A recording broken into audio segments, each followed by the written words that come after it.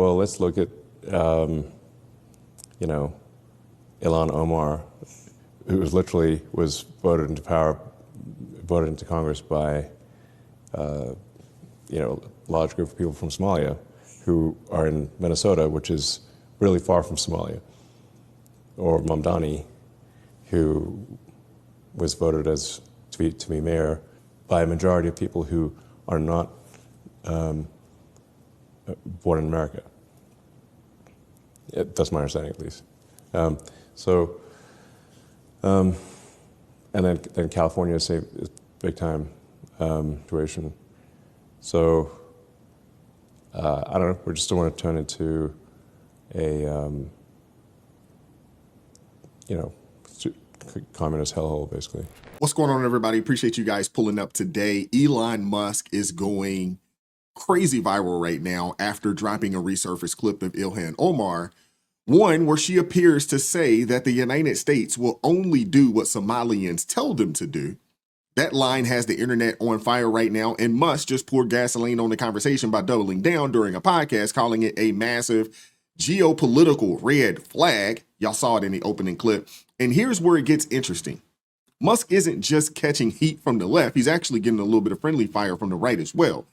Not too much, but enough to show that this topic cuts deeper than the usual partisan trenches. Some conservatives are warning that he may be overplaying the moment. Others say that he's only willing to call out what they see as ideological capture inside of Congress. Meanwhile, Omar has already trended over 300% on X in the last 24 hours, and Musk post passed 50 million views before lunchtime. Whether you love him, you hate him, that kind of reach reshapes narratives instantly. So here's what I want to do. I want to share this video with you guys that Musk threw out there because Musk is raising a legitimate alarm here. And in my opinion, I don't think this is just another internet wildfire. I want to get into it real fast. Hit the like button, share the video, subscribe to the channel if you haven't done so already. You guys got to see this clip from Ilhan Omar. Hey, this is crazy. This is crazy. Hit that like button. waxay ahayd dawladda Mareykanka waxay ka qabanaysaa wixii anaga aan dhahno dawladda Mareykanka qabo waa kalsoonidaas inaan isku qabno anaga Soomaali hadii aan nahay wadankan anaga ku nool wadankan wadankii aan anaga tax ka dhiibno waaye waa wadankii gabar idinka dhalatayne ee Congress ka fadhiso intii aniga aan Congress joogo wadanka Soomaaliya biyaheeda dad kaleeta iyo badeeda dad kale ma qaadanayaan wadanka Mareykankana kuma taageerayo dad kaleeta in anaga ayna dhacaan marka taas ka seexda. So this video here of Democratic Representative Ilhan Omar stating that her goal is to work for Somalia within the United States government.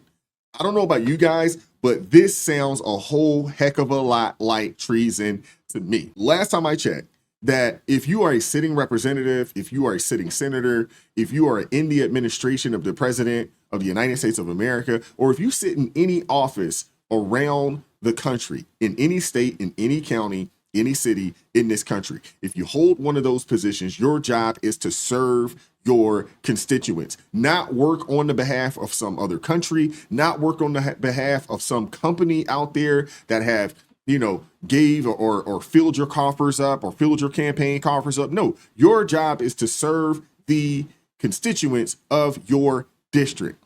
And when an individual this bold can come out, even though they're speaking in a gnarly language that none of us understand, but you've seen the captions there. I mean, this is crazy. This is crazy. This is treasonous behavior, in my opinion. But was this the game plan all along from the powers that be? I want you guys to see this video right here. This document this sets out how they believed at the time, after the failure of the Bay of Pigs, that there was no direct, immediate way to overthrow Castro in Cuba, and that was what was required instead was a massive commitment from Congress in terms of money and manpower beyond these special operations being done in the form of Bay of Pigs.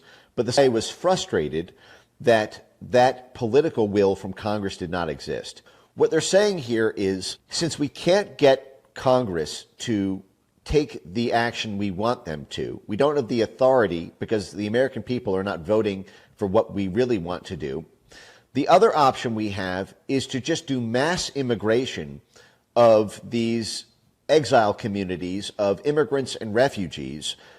And over time, if we give unlimited support to these exile groups, they will form enough of a lobby on themselves to affect the internal politics of Congress, with importing tens of thousands of Somalians into Minneapolis, Minnesota. Lo and behold, that produces a congresswoman like Ilhan Omar, who then goes and advocates on behalf of the Obama foreign policy for Somalia and Eritrea and Kenya and the whole region. Seeing that in writing from the Cloak and Dagger Central Intelligence Agency 60 years ago, and that we're dealing with the same issue right now as we take on the immigration issue, really is a sort of back to the future moment. Yeah, people need to understand that these folks are playing the long game. They've been playing the long game. And Elon Musk lit up the internet when he said Ilhan Omar, who is literally voted into power by a large group of people from Somalia in Minnesota. But what people don't understand is that how did that large swath of people get into Minnesota? How did those large swaths of Somalis get into that area? It's because during the Barack Obama administration, they decided that, hey, we're going to send 60, 70, 80,000 Somalis into this one area, and they're going to create a stronghold for people, and that is, or for this group of individual, and that is how Ilhan Omar's rise is tied to a major Obama-era resettlement operation that brought tens of thousands of Somali refugees into Minnesota, and that's how she gained her seat and position of power. This all happened from 2009 to 2016, and the state received more Somali newcomers per capita than any place in America, creating a concentrated voting bloc in Minneapolis. Now, by 2018, Minnesota's Somali population had surged past 80,000, reshaping the 5th district and giving Omar a politically engineered base, one built through federal immigration policy long before her name ever hit a campaign sign or a ballot. So when Musk says that, hey, she was voted in by Somalians, he's pointing at a reality Washington created. Wisdom is the principal thing. Therefore, get wisdom. People need to wake up and understand the games that these people have been playing. You got to stop thinking in 2 to 4 year cycles. You got to start thinking in 50 to 100 year cycles, because these people are playing the long game. Look at what they've done. Look at what they're doing. Look at what they want to do. The sooner people understand what's actually going on for real, the better off they'll be. I want to hear from you guys in the comment section. What are your thoughts on any of this? Hit the like button, share the video, subscribe to the channel. Turn the notifications on to all so you never miss an upload. Consider joining the ARP family or buy your brother a coffee. That link's in the description box below. Join us Monday through Friday, 9:30 a.m. Eastern Standard Time for ARP in the morning. And as always, keep God first. Stay prayed up. We will catch up with you all next time. God bless you, man. Take care. Peace.